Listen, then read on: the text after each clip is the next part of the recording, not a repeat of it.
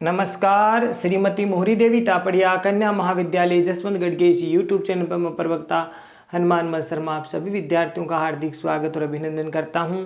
प्यारे विद्यार्थियों, बीए द्वितीय वर्ष की कक्षा के अंतर्गत हिंदी साहित्य विषय में रीतिकालीन काव्य जो आपका प्रथम प्रश्न पत्र है और उसमें हम कवि सेनापति जी के पदों की व्याख्या कर रहे हैं। प्यारे विद्यार्थियों, सेनापति जी के महत्वपूर्ण पद जो कि अब आज का जो वर्णन है हम ऋतु वर्णन शीर्षक से ही ले रहे हैं, क्योंकि ऋतु वर्णन शीर्षक में 2-4 पद है वो बहुत ही महत्वपूर्ण है, तो उनको हम उनकी व्याख्या मैं करवा रहा हूँ। तो प्यारे विद्यार्थियों, चलिए देखते हैं ऋतु वर्णन पद की व्याख्या। तो प्रसंग में आप लिख ही देंगे, प्रस्तुत पद्यांश कवि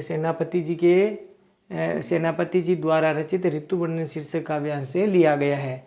ठीक है, अब देखिए पद को हम देख लेते हैं कि शीत को प्रबल सेनापति को चढ़ो दल निबल अनल गयो सूर सिए राई के हिम के समीर ते ही बर से विषम तीर रही है गरम भोन कोनन में जाई के कि धूमनेन बहे लोग आगे पर गिर रहे कि धूमनेन बहे लोग आगे पर गिर रहे ये सो लगाए रहे नेक सुलगाई के मानो बीत जानी महाशीत ते पसारे पानी छतिया की चाह राख्यो पाउक छिपाई के छतिया की चाह राख्यो पाउक छिपाई के।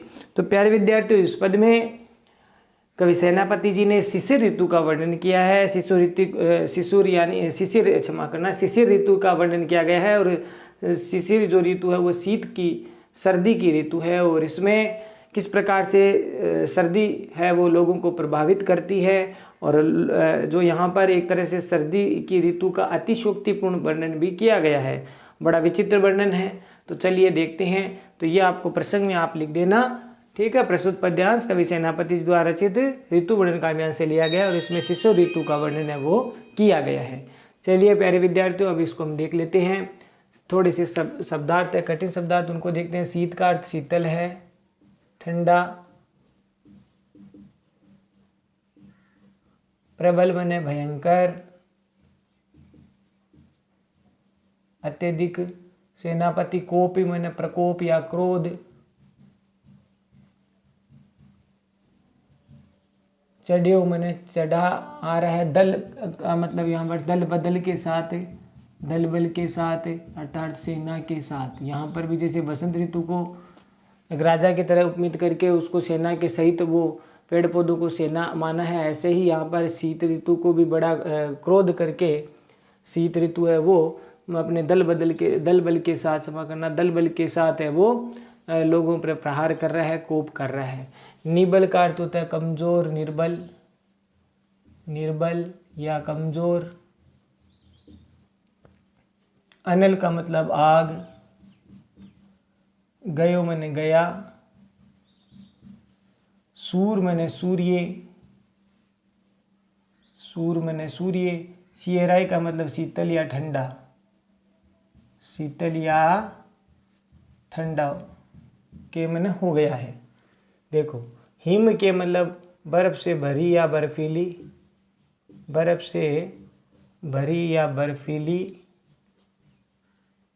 समीर का अर्थ होता है हवा। तेई मैंने वे ही या जैसे, यही अर्थ में भी ले सकते हैं। बरसे मैंने वर्षा हो रही हो, बरस रहे हैं। विषम मैंने तीखे या पैने। तीर, ठीक है, बाण है, ठीक है, तीखे बाण बरस रहे हैं किसके? सर्दी के। रही है गरम, गरम ने गर्म। भवन में भवन। अब गर्म क्या है यहाँ? हवा। जो गर्म हवा है वो भवन के कोनन में कोनों में, किनारों पर, कोनों में। जाई के मैंने जाकर के छिप गई है,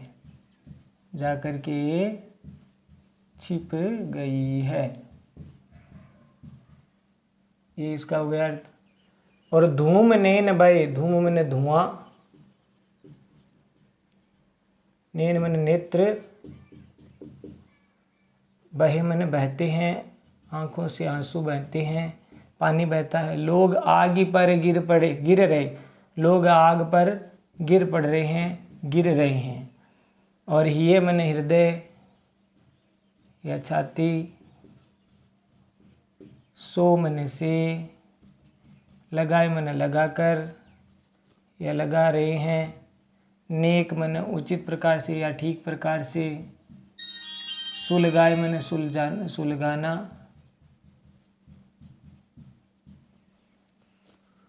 मानो भीत, भीत मन भयभीत या डर, जानी मन जानकर, महा मन अत्यधिक, शीत मन शीत सर्दी, ते मन से,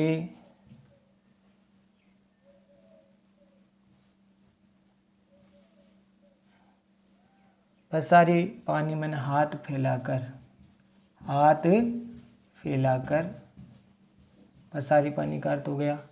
और छतिया मन छाती, की छा मन छाया या छाया, राख्यो मन रखते हैं, पाउक मन आग, छिपाई मन छिपाकर, छिपा करके। देखिए इसका अर्थ प्यारे विद्यार्थियों, तो कवि सेनापति जी है, इसमें शिशिर ऋतु का वर्णन करते हुए कह रहे हैं कि शिशिर ऋतु में सर्दी है वो अपने प्रबल प्रकोप के साथ, अत्यधिक शीतलता के साथ है वो क्रोध करके अपने दल बदल सहित है वो लोगों पर प्रभाव डाल रही है। ठीक है ना। तो सर्दी की जो ऋतु है वो अपने प्रबल रूप से या भयानक रूप से क्रोध करके दल बल के साथ है वो, या अपनी सेना के साथ है वो आ रही है, लोगों को प्रभावित कर रही है।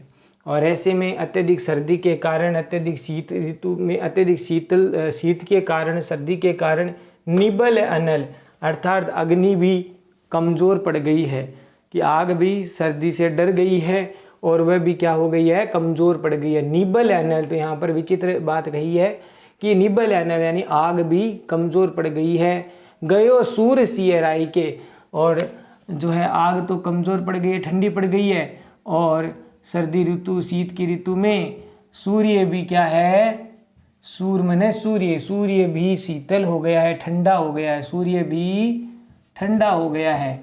अर्थात ठंडा हो गया का मतलब हो गया कि सहन करने योग्य धूप पड़ने लगी है। अब आग धूप को भी अब लोग है वो सहन कर सकते हैं। तो इस प्रकार से सूर्य ठंडा हो गया है। अत्यधिक सर्दी के कारण शिशिर ऋतु में सूर्य भी शीतल पड़ गया है, आग भी कमज़ोर हो गई है, निर्बल हो गई है। अर्थात आग की जो उष्णता है वो भी सहन करने योग्य बन गई है। हिम के समीर ते ही बर से विषम तीर, और हिमालय से चलने वाली जो हवा है या बर्फीली जो हवा है वह ऐसे लग रही है या वे विषम यानी तीखे पेने तीर की तरह बरसा रही है। हवा है जो बर्फीली हवा है उसको यहाँ पर किसके रूप में बताया है, बर्फीली हवा है वो क्या है, तीर, पेने तीर के समान है, वो लोगों को चुभन है वो दे रही है। तो बर्फीली जो हवा है वो ऐसे लग रही है जैसे विषम तीर चले रहे हो, विषम तीर है वो बरस से रहे हो। तो इस प्रकार से यहाँ पर इसका अर्थ होगा। तो आपको समझ में आ गया होगा, अत्यधिक सर्दी के कारण ये स्थिति विषम स्थिति, विकट स्थिति हो गई है। और ऐसा भी हम कहते हैं कि सर्दी की ऋतु में जब ठंडी हवा चलती है तो उसको हम बोलते हैं कि आज जो हवा है वो नस्तर सी चुभने वाली है, बहुत ही तीक्ष्ण ठंडी जो पैनी तीखी हवा है वो बाण के समान लग रही है। रही है गरम भून कोनन में जाई के, सेनापति कवि कहते हैं कि गर्म हवा तो डर के मारे, जैसे गर्म हवा तो इस सर्दी की ऋतु में या शिशिर ऋतु में गर्म हवा भून कोनन में जाए के, कि भवन के घर के किसी कोने में जाकर के, जैसे हवा तो किसी कोने में जाकर के छुप गई है। ये बात इसमें बताइए कि गर्म हवा भी सर्दी की अतिशयता के कारण और भयभीत होकर के घर के कोनों में जाकर के छिप गई है। और आगे देखो कितनी भयानक स्थिति बताई है सर्दी की, कि धूम नेन भये लोग आगे पर गिर पड़े। और इस काल में, इस सर्दी की ऋतु में, इस ऋतु में लोग है वो अपने शीत से बचने के लिए, सर्दी से बचने के लिए क्या करते हैं प्यारे विद्यार्थियों, अलाव तापते हैं। क्या करते हैं, अलाव है वो तापते हैं। तो अलाव तापते हैं तो उस अग्नि से क्या होती है, कहीं धुआं भी निकलता है। तो उस धुएं से क्या होता है, लोगों की आंखें जलती है। और लोगों की आंखें जलती है तो आंखों से क्या आते हैं, आंसू आ जाते हैं। तो इस प्रकार से यहाँ पर वर्णन हुआ है कि जो धूम नेन भये, यानी सर्दी की ऋतु में सर्दी से बचने के लिए लोग है वो अलाव तापते हैं, अलाव को तपते हैं। और उससे क्या होता है कि जब उस लकड़ियों से जो धुआं निकलता है उससे उनके नेत्रों से आंसू बहते हैं। और लोग आग पर गिर रहे, और ऐसा लगता है कि लोग शिशु ऋतु में सर्दी से बचने के लिए लोग आग पर गिर रहे हैं या गिर पड़ते हैं। अर्थात लोग है वो आग के आसपास घेर करके आग को रखते हैं और सर्दी से बचाव करते हैं।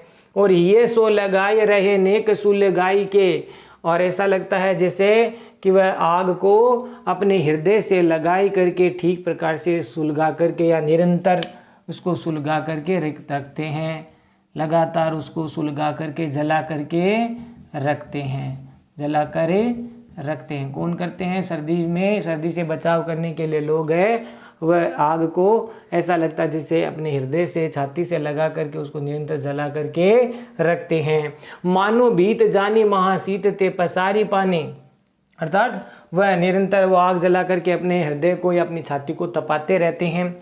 ठीक है। और ऐसा लगता है कि मानो भीत मने भयभीत, जानी मने जान करके, महा मन अत्यधिक, शीत मने शीतलता ठंड। तो सर्दी या अत्यधिक सर्दी से बचने के लिए या अत्यधिक सर्दी के कारण लोग इतने भयभीत होकर के, भयभीत जान करके या भयभीत हो जाते हैं कि जिससे वह अपने दोनों हाथों को पसार करके या फैला करके, दोनों हाथों को फैला करके क्या करते हैं, छतिया की छाया राख्यो पाऊ क छिपाई के, अपनी छाती की छाया में, छतिया की छाया मैंने अपनी छाती की छाया में, राख्यो मैंने रक्षा करते हैं, रखते हैं। ठीक है, रक्षा करते हैं या रखते हैं। पाउक छिपाई के मैंने आग को छिपा करके रखते हैं जिससे कि आग की रक्षा हो सके। तो यहाँ पर बड़ा विचित्र वर्णन है प्यारे विद्यार्थियों कि लोग है अपनी छतिया की छाया, छाती की छाया से आग को शीत सर्दी से बचाते हैं। तो यहाँ पर एक तरह से विरोध का सा भाव प्रकट होता है, बड़ा विचित्र। एक तरह से यहाँ सेनापति की वचन वक्रता है, कहने की जो उक्ति विचित्रता है।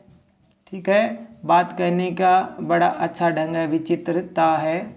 तो ये बात कहने का एक कलाकारी है, कह सकते हैं। विचित्रता चमत्कारपूर्ण ढंग से बात कही है कि आग को लोग है वो अपनी छाती की छाया से बचा करके रखते हैं। तो इस प्रकार से प्यारे विद्यार्थियों ये हुआ वर्णन। आशा करता हूँ कि आपको समझ में आ गया होगा।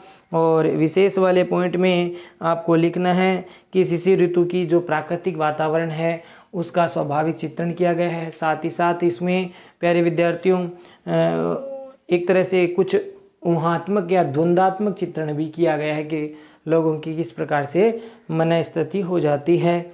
और सर्दी से आग का इस प्रकार से निर्बल पड़ जाना, ठंडा हो जाना, सूर्य का भी शीतल पड़ जाना, और बर्फीली जो हवा है या फिर ये गर्म हवा व कोनों में जाकर के छिप जाना और लोगों का आग पर गिर पड़ना, ये जो बातें हैं प्यारे विद्यार्थियों, ये बातें जो है लोगों द्वारा छाती की छाया से आग की रक्षा करना, ये सेनापति जी की वचन विचित्रता है या वचन वक्रता है, उक्ति विचित्रता कह सकते हैं या चमत्कार कह सकते हैं बात करने का। तो इस प्रकार का वर्णन इसमें हुआ है।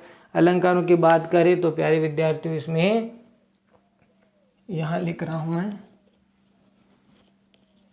यहाँ देखिए अनुप्रास है और मानो आया है तो उत्प्रेक्षा अलंकार भी है। साथ ही साथ यहाँ पर स्वभावोक्ति ऐसा ही सर्दियों में होता है, ये स्वभाव ही होता है। सर्दी से बचने के लिए लोग आग से तपते हैं, इस प्रकार का जो वर्णन है वो होता है। तो ये अलंकार है। और भाषा आपको पता ही है, ब्रज भाषा है। और कवित छंद की अति गति उचित है। छंद कौन सा है? कवित छंद है। कवित छंद है, ये ब्रज भाषा है। अलंकार अनुप्रास उत्प्रेक्षा स्वभावोक्ति अलंकार है। और ये शिशिर ऋतु का वर्णन इसमें किया गया है कि शिशिर ऋतु की भयानकता है वो किस प्रकार से लोगों के जीवनचर्या को प्रभावित कर देती है। तो इसका वर्णन है वो सेनापति जी ने किया है ऋतु वर्णन के अंतर्गत। तो आशा करता हूँ प्यारे विद्यार्थियों ये पद आपको ठीक से समझ में आ गया होगा। ठीक है, तो प्यारे विद्यार्थियों आज के लिए बस इतना ही। अगले वीडियो में पुनः उपस्थित होंगे सेनापति जी के आगे के पदों की व्याख्या को लेकर के। तब तक के लिए चैनल को लाइक, शेयर और सब्सक्राइब कीजिए। जय भारत, जय हिंदी। धन्यवाद विद्यार्थियों।